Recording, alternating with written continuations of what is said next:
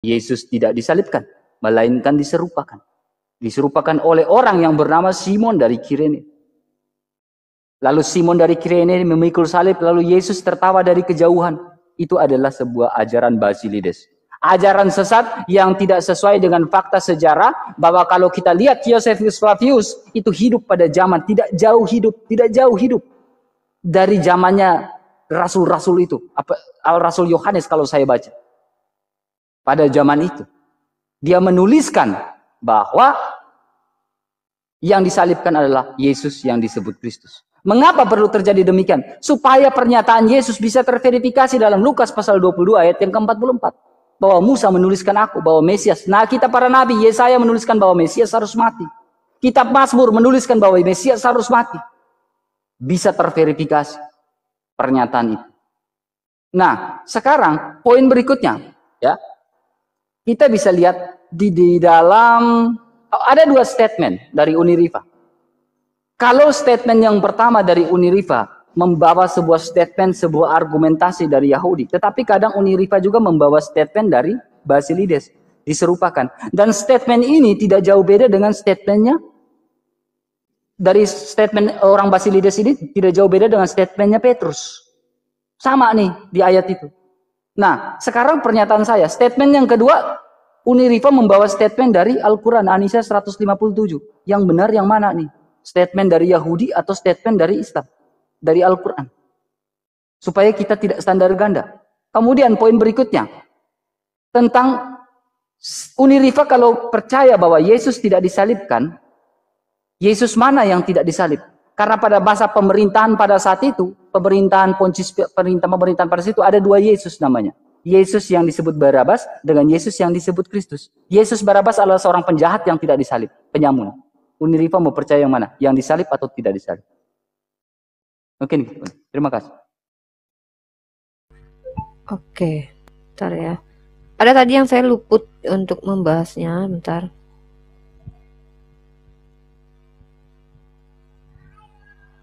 Bentar ya, sabar ya RK. Ini waktunya. Gak apa-apa, Uni sabar dulu. Uni siap dulu datanya, baru nanti kita jalankan waktu. Bentar.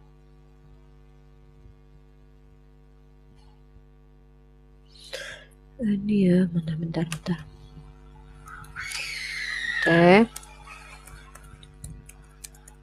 Oke, saya bahas argumen RK yang agak sorry ya. Jalan. Oke. Bentar.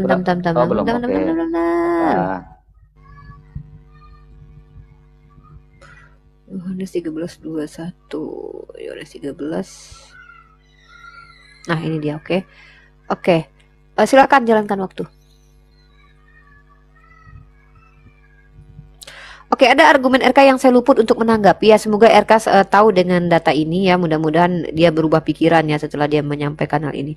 Kata dia bahwa Tuhan itu tidak perlu dibela. Nah, ini yang saya katakan bahwa RK itu sedang menganut doktrin tidak sesuai dengan bapak-bapak gereja. Yang namanya sehakikat itu sama persis, yaitu homoseus ya, antara bapak dan anak sehakikat. Sementara kalau kita lihat RK tidak percaya bahwa Tuhan itu perlu dibela. Baik, saya bahas ya. Kalau kita baca dalam kitab Ulangan ya, bahwa apa kata pernyataan Tuhan Bani Israel, anak Pinehas itu membuat murka Tuhan surut karena dia giat membela Tuhan ya, kehormatan Tuhan. Maka perlukah Tuhan dibela? Saya bacakan.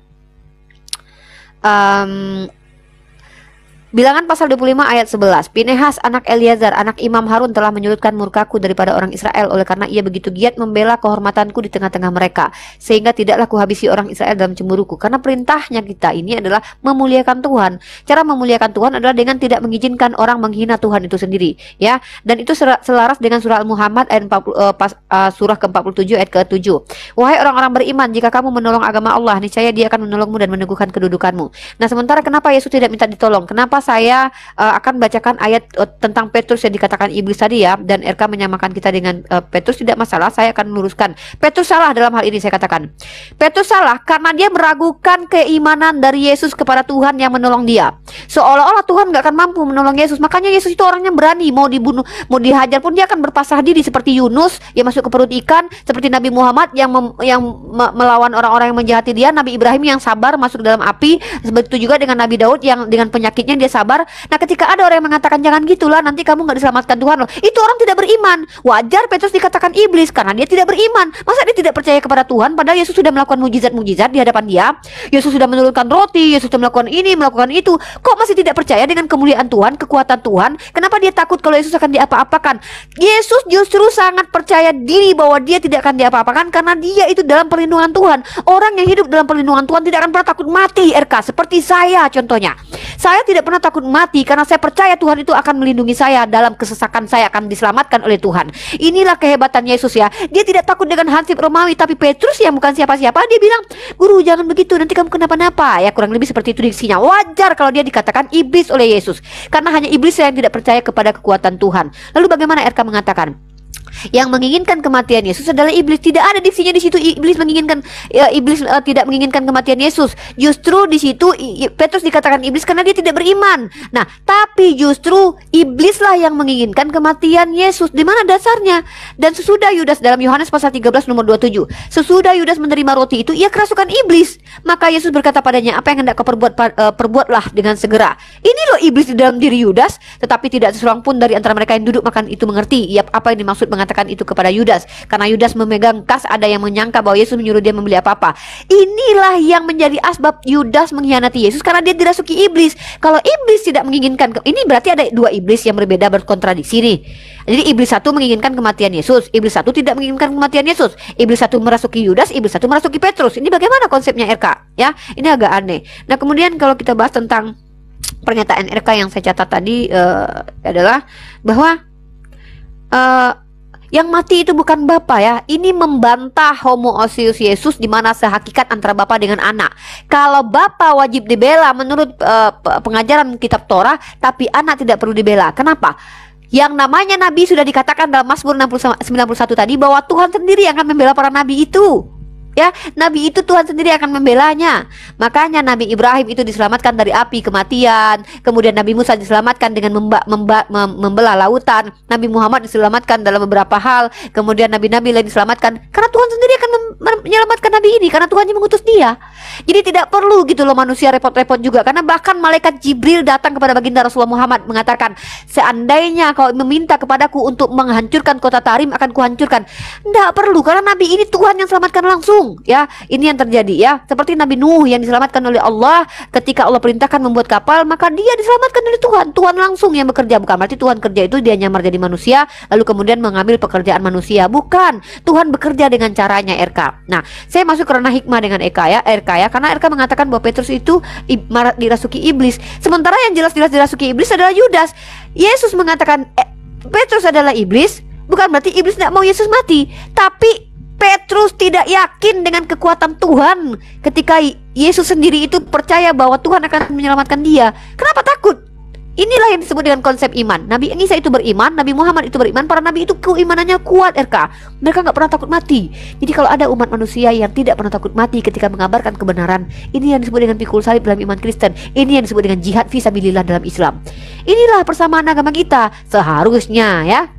Mungkin kurang lebih seperti itu RK. Saya bawakan dalil lagi tentang si Petrus tadi yang RK sampaikan. Kalau waktunya sudah habis, katakan udah habis ya. Udah ini. Udah habis kayaknya. Udah habis ya. Oke, terima kasih. Silakan RK. Luar biasa. Ada greget-gregetnya. Terima kasih. Oke, poin pertama. Ya. Poin pertama. Saya jelaskan dulu. Bahwa di dalam ayat yang saya bawakan tadi tentang Petrus, Alkitab tidak pernah mengatakan bahwa Petrus dirasuki, tidak. Alkitab hanya mengatakan bahwa enyalah kamu iblis, tetapi tidak mengatakan dirasuki. Dirasuki dengan perbuatan dengan itu berbeda. Dua hal yang berbeda yang harus kita gila dan identifikasi pelan-pelan. Kita gali pelan-pelan. Tetapi poin berikutnya ya. Saya bahas ya. Saya pada masa pemerintahan Pontius Pilatus ya, pada Matius 27 ayat 16. Pada masa pemerintahan Pontius Pilatus ada dua orang. Dan pada waktu itu ada dalam penjara seorang terkenal kejahatannya yang bernama Yesus Barabas. Karena mereka sudah berkumpul di sana, Pilatus jelas nih. Jadi pengakuan iman rasuli pun ada pembahasan pemerintahan Pontius Pilatus. Berkata kepada mereka, siapa yang kamu kehendaki kubebaskan bagimu? Yesus Barabas atau Yesus yang disebut sebagai Kristus? Yang mana nih? Dan Yesus Barabas itu dibebaskan. Nih. Tetapi Yesus yang disebut Kristus itu disalibkan. Nah, kalau kita membahas tentang gelar Kristus itu nanti poin berikutnya lagi. Nanti itu di sesi berikutnya. Tetapi ada nama Yesus Barabas itu tidak disalibkan.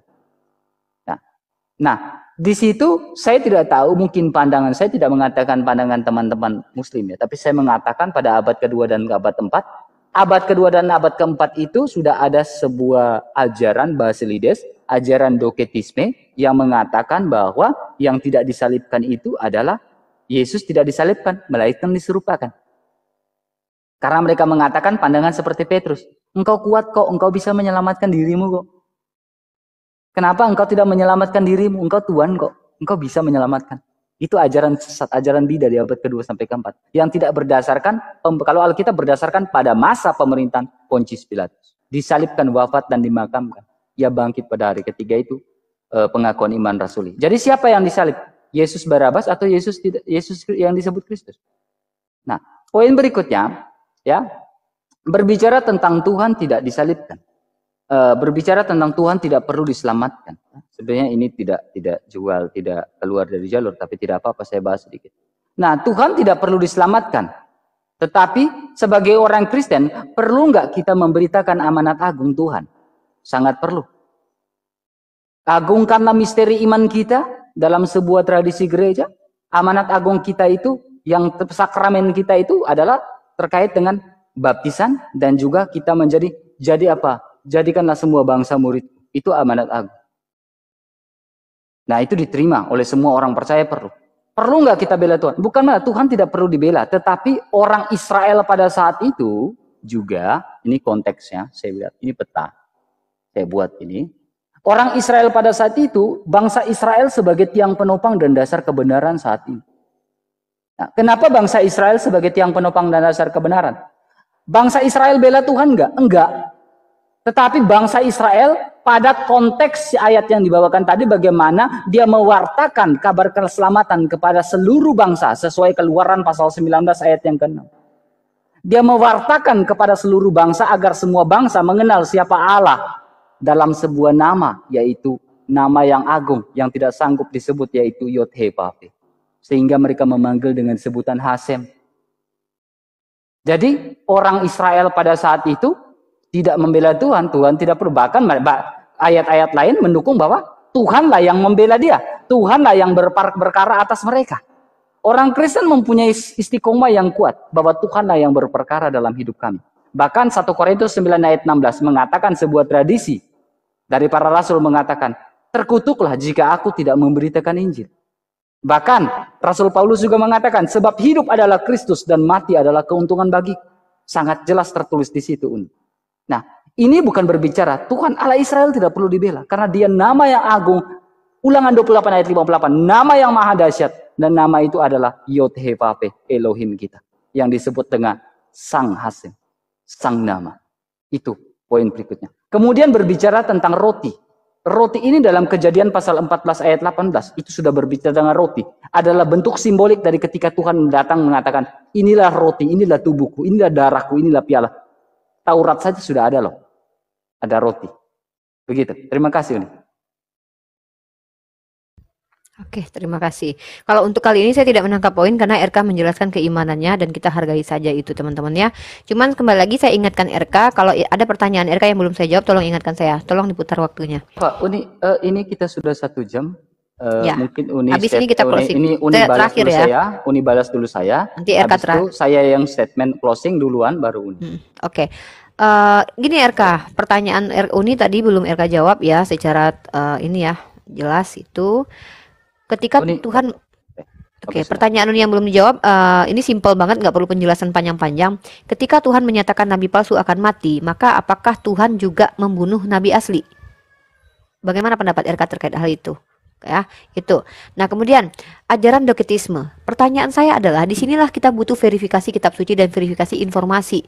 Siapa yang lebih benar, dekotisme kah, genostis kah, basilides kah, atau Tritunggal? Karena Tritunggal sendiri muncul juga di abad ketiga ya. Kalau kita secara terang-terangan ya, Tertulian yang membawanya dengan menggunakan perkataan dari Plato atau kata Plotinus atau Plato ya, kata Treas, unus substansi trea personae.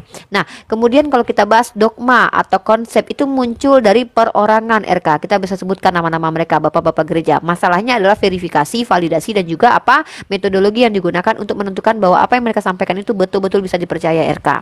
Nah, ajaran bidat di kekristenan itu banyak. Maka Kristen ini adalah agama konsensus. Kenapa ada konsili? Karena ada konsensus. Siapa yang paling banyak mengimani maka itu yang benar. Ketika Tritunggal itu lebih banyak yang mengimani maka Tritunggal ajaran benar. Itu di waktu ketika menjabatnya Konstantin sebagai kaisar. Setelah Konstantin mati, anaknya kemudian Konstantinus ya, anaknya kemudian menjabat, maka ajaran dipegang pada waktu itu apa? Arius. Ajaran yang dibidatkan oleh Athanasius. Athanasius tersingkirkan bahkan terasingkan kemudian kurang lebih sekitar 20 tahun.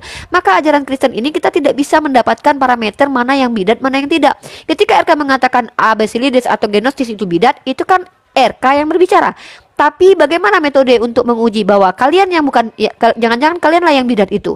Karena kalau kita merujuk ke ajaran Yahudi, Yahudi mengatakan Tuhan 3 dalam 1 itu adalah bidat. Penyembahan terhadap manusia, Tuhan jadi manusia itu bidat.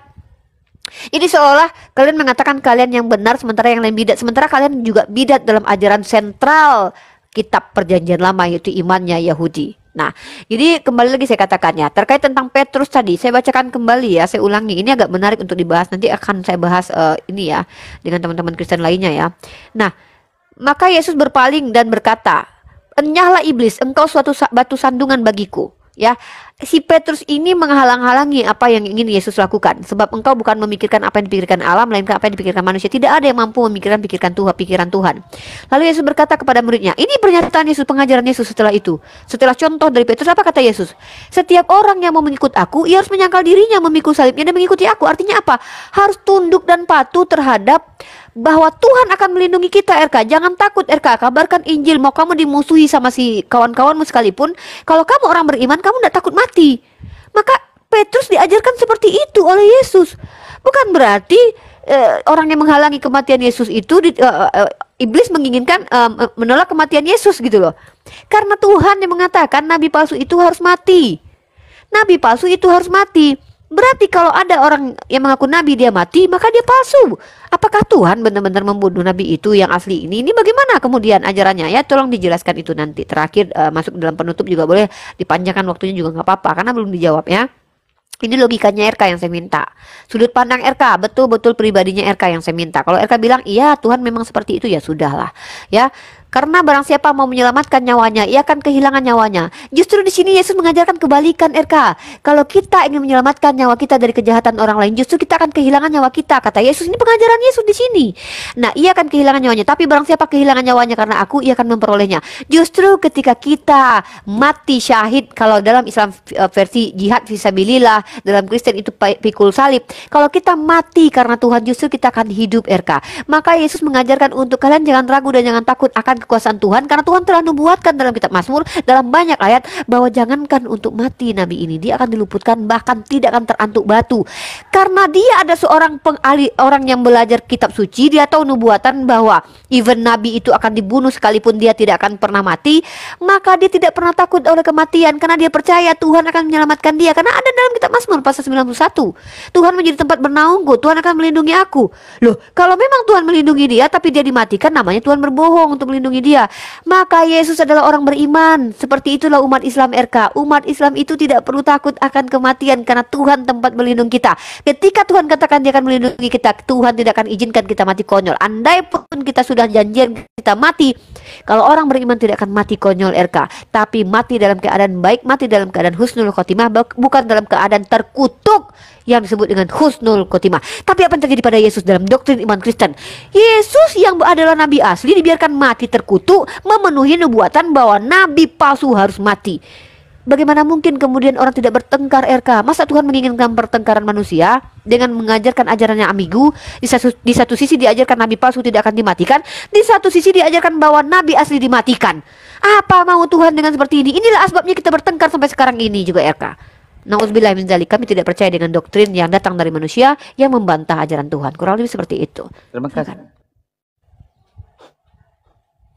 Kita Tatap closing mata statement, kuning. teman-teman. Ya, tatap mata kuning.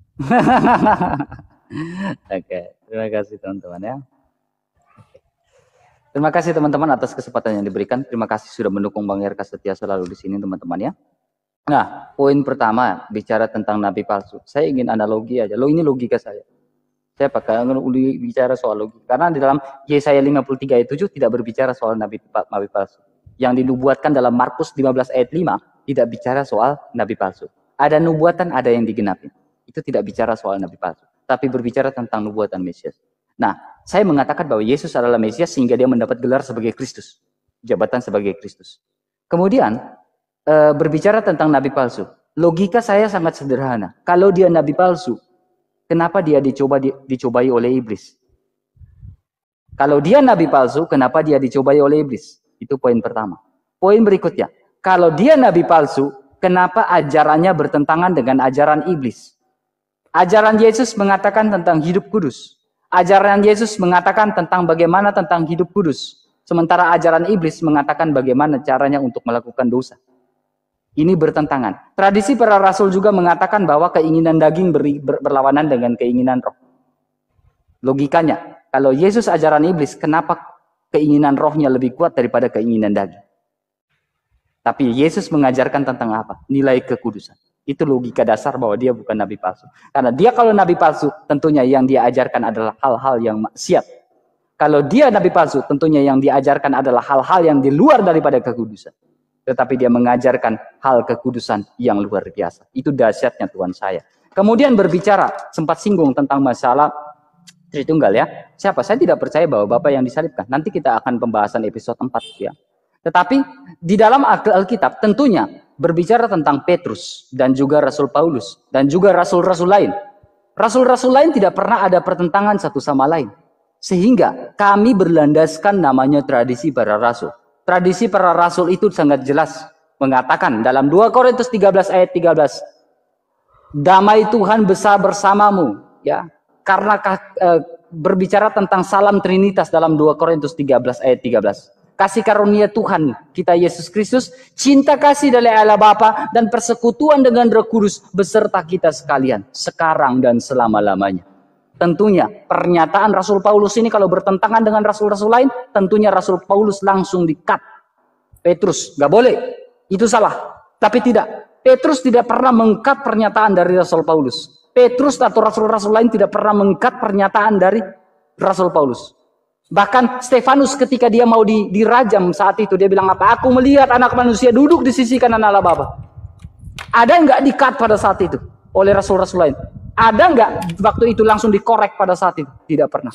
Tetapi sangat jelas di situ. Kasih karunia dari Tuhan kita Yesus Kristus, cinta kasih dari Allah Bapa dan persekutuan dengan Roh Kudus beserta kita sekalian. Itu berbicara. Kemudian dalam Yesaya pasal 6 ayat 2 dan 3, dia mengatakan, kudus, kudus, kudus. Kenapa kudusnya 3 kali? Kenapa kudusnya tidak 1 kali? Dalam Wahyu pasal 4 ayat 8, dia mengatakan, kudus, kudus, kudus. Kenapa kudusnya tidak 1 kali saja? Kenapa kudusnya tidak 2 kali? Kenapa kudusnya tidak 4 kali? Kenapa kudusnya harus 3 kali? Dalam Wahyu. Dalam Yesaya pun berkata, Yesaya pasal 6 ayat 2, 3. Ayat 2 dan 3 mengatakan, kudus, kudus, kudus. Kenapa tidak 4 kali? Karena berbicara tentang kebagaimanaan Allah. Allah ingin memberikan informasi, ini loh bagaimana saya, siapa saya, supaya kalian mengenal siapa saya. Siapa aku? Aku adalah aku. Kebagaimanaan Allah. Kejadian pasal 1 ayat 1, dia berbicara tentang kebagaimanaan Allah. Merujuk sampai 2 Korintus 13 ayat 13. Tapi saya tidak mau terlalu panjang di situ. Kemudian,